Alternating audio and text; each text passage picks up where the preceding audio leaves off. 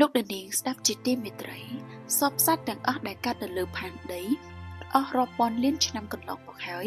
វាបានផុតពូជខ្លះហើយក៏នៅបន្តពូជមករហូតដល់បច្ចុប្បន្នក៏ប៉ុន្តែសម្រាប់សត្វមួយប្រភេទដែលវាជាសត្វចម្លែកដែលយើងពិបាកនឹងឆ្ងល់ថាតើវាជាប្រភេទសត្វអ្វីហើយវាក៏មាននិមិត្តសញ្ញានៅក្នុងបណ្ដាប្រទេសមួយចំនួនផងដែរនោះគឺ Griffin ដោយសារតែសត្វតោត្រូវបានគេចាត់ទុកថាជាស្ដេចនៃសត្វនិងឥន្ទ្រីជាស្ដេចនៃសត្វស្លាបដោយយុគសម័យកណ្ដាលសត្វតោត្រូវបានគេគិតថាជាសត្វដ៏ខ្លាំងពូកែនិងអស្ចារ្យនៅក្នុងទេវកថានិងរឿងព្រេងនិទានចំពោះរូបរាងត្រចៀកមានដងខ្លួនកន្ទុយនិងជើងក្រោយរបស់វាជាសត្វតោហើយក្បាលស្លាបនិងជើងនៅផ្នែកខាងមុខជារូបរាងរបស់ឥន្ទ្រីដើមកំណើតរបស់វាត្រូវបានគេជឿថានៅមជ្ឈិមបូព៌ាឬអាស៊ីដោយការបង្ហាញដំបូងលេចឡើងនៅដើមសហសវត្សរ៍ទី4មុនគ្រិស្តសករាជប្រហែលជាត្រូវបានបំផុសគំនិតដោយហ្វូស៊ីលឆ្អឹងដាយណូស័រដែលត្រូវបានរកឃើញនៅក្នុងតំបន់ដែលសម្បូរទៅដោយមាស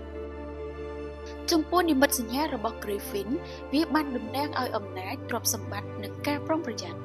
នៅក្នុងរឿងព្រេងពួកវាត្រូវបានគេគិតថាដើម្បីការពារមាសនិងកំណប់ទ្រព្យការរួមបញ្ចូលគ្នានៃក្បាលនិងស្លាបរបស់សត្វឥន្ទ្រីជាមួយនឹងរូបរាងកាយរបស់សត្វតោបានផ្ដល់ឲ្យវានូវអត្ថន័យជានិមិត្តរូបនៃភាពខ្លាំងនិងភាពអស្ចារ្យនៅក្នុងប្រទេសក្រិកវាត្រូវបានគេនិយាយថាជាអ្នកទាញរទេះរបស់ព្រះអាប៉ូឡូ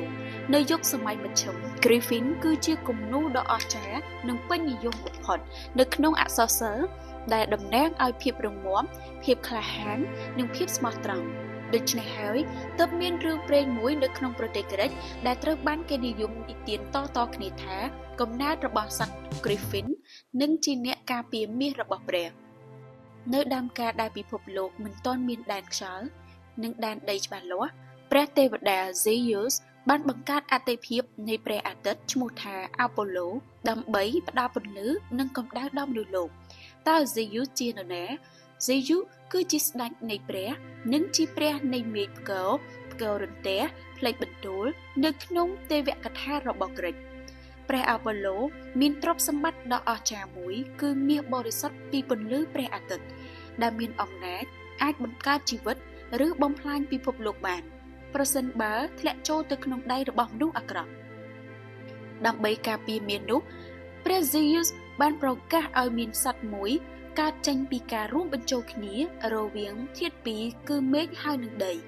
ដូច្នេះហើយ Griffin ក៏បានកើតឡើង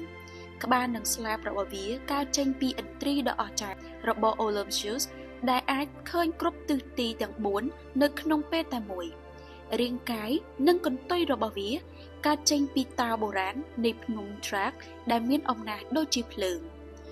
ព្រះ Zeus បានប្រទានសូម្បីតែភ្នែកមាសពីព្រះអាប៉ូឡូខ្លួនឯងដើម្បីឲ្យវា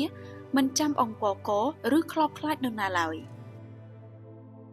វាត្រូវបានទទួលភារកិច្ចដ៏អស្ចារ្យមួយគឺទទួលការការពារនៅភ្នំរបស់ព្រះអាទិត្យដែលកុំឲ្យនរណាម្នាក់ឬសត្វណាមួយចូលមកក្បែរចាប់តាំងពីថ្ងៃនោះមកសត្វ Griffin បានរស់នៅលើភ្នំ Organ ជាអ្នកការពារមាសបរិសុទ្ធនៅពេលដែលមានមនុស្សក្លាហានណាម្នាក់ប៉ុនប៉ងឡើងទៅយកមាសនោះវានឹងបើកស្លាបធំរុញខ្យល់បោកបក់ឲ្យគេចចេញហើយបញ្ចេញនៅសំឡេងក្រហមដ៏ខ្លាំងប្រៀបដូចជាផ្គរលាន់និងរំញ័រដូចជាព្យុះមានតែអ្នកមានចិត្តស្អាតនិងអ្នកមិនមានបំណងសម្រាប់ទ្រព្យប៉ុណ្ណោះបើសិនជាអ្នកចូលទៅវានឹងคล้ายទៅជាសត្វទន់ភ្លន់មើលអ្នកនោះដោយភ្នែកមាសនិងមានភាពស្ងប់ស្ងាត់ហើយបិទស្លាបដូចមនុស្សកំពុងសម្ដែងការគោរពដូច្នេះហើយមនុស្សបុរាណបានជឿថា Griffin គឺជានិមិត្តរូបនៃការស្មោះត្រង់និងការការពារនៅអ្វីដែលបរិសុទ្ធបំផុត។